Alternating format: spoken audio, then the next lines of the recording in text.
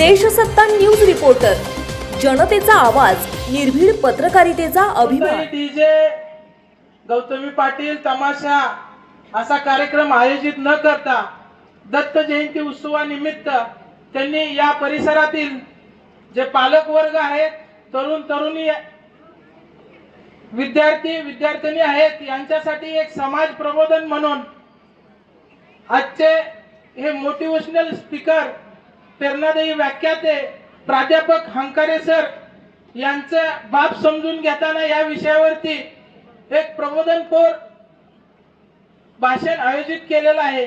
या प्रसंगी उपस्थित असलेले, आज वेळ कमी असल्याने सर्वांचं नाव घेणं शक्य नाही, व्यासपीठावरील सर्व मान्यवर, तसेच आज माझ्या समोर बसलेले सर्व पालक वर्ग, विद्यार्थी विद्यार्थिनी, तसेच या परिसरातील उपस्थित असलेले तरुण तरुणी मित्रांनो, हंकारे सरांना मला एक सांगायचं आहे। आज मी 10 वर्ष पोलीस खात्यात नोकरी करतो आणि जी 16 ते 25 वयोगटातली जी तरुण पिढी आहे ती सोशल मीडिया, फेसबुक असेल, व्हॉट्सअप असेल, इंस्टा, सिग्नल, जे काही सोशल मीडियावरचे ॲप आहेत त्याचा जास्तीत जास्त वापर करतात आणि त्यातून बरेच क्लिष्ट असे अडचणी, प्रॉब्लेम तयार होतात। मी त्यातील एक उदाहरण सांगतो की मी इंदापूर पोलीस स्टेशनला असताना एक तरुण मुलगी आणि मुलानं त्यांचा प्रेम विवाह केला। त्या मुलीचं वय होतं 21 वर्ष। मग तिचे आई वडील पोलीस स्टेशनला येऊन मिसिंग दाखल केली। मिसिंग दाखल केल्यानंतर 8-10 दिवस ते काही सापडले नाहीत। त्याने आमच्या पाठीशी खूप तगादा लावला, फॉलोअप घेतला, आमच्या वरिष्ठांना भेटले। त्यानंतर आम्ही ते तांत्रिक माहितीच्या आधारे त्या दोघांना आम्ही घेऊन आलो। त्यावेळेस मुलीच्या आई वडिलांना बोलवलं, मुलाच्या आई वडिलांना बोलवलं। मित्रांनो, मुलीचं वय 21 वर्ष होतं, मुलाचं वय 27 वर्ष होतं। त्यांना कायद्यानं ते सक्षम होते त्यांचा निर्णय घेण्यासाठी, पण आई वडिलांची, मुलीच्या आई वडिलांची भूमिका वेगळी होती, त्यांच्या भावना वेगळ्या होत्या।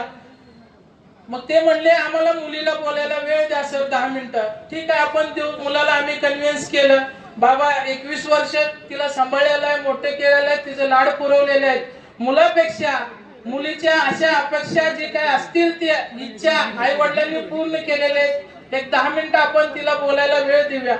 मुलीला तिच्या मावशीने, चुलतीने, आईने समजावून सांगितलं, पण मुलगी तिच्या निर्णयावरती ठाम होती। मग नंतर आम्ही आमच्या पीआय साहेबाच्या चेंबर मध्ये घेऊन गेलो। मग त्यावेळेस पण मुलीला पीआय साहेबांनी विचारलं की तू तुझ्या स्वखुशीनं लग्न केले का? ती म्हणली हो मी केलेलं आहे। तुला कुणासोबत जायचं आहे? तर मला मुलासोबत जायचं आहे म्हणाली। त्यावेळेस त्या आईला ते आवडलं नाही, ती ढसाढसा रडायला लागली आणि त्या मुलीच्या पायात लोटांगण घातलं। हे सगळा सीन मी बघत होतो। हंकारी सर, मी सुद्धा 2 मुलीचा बाप आहे। ती मुलगी, तिच्या डोळ्यात पाणी आलं नाही, काही एक शब्द बोलली नाही। आई अशी लोटांगण घातल्यानंतर दरवाजा ह्या साईडला होता, तिने आईवरनं अशी टोंग दिशी उडी मारली आणि बाहेर त्या मुलासोबत निघून गेली। मला हे विचारायचं आहे की ज्या आई वडिलांनी त्या मुलीला 21 वर्ष सांभाळलं, त्या मुलीच्या डोळ्यातनं पाणीही आलं नाही आणि तिला आईला साधं 2 शब्द बोलू वाटलं नाही।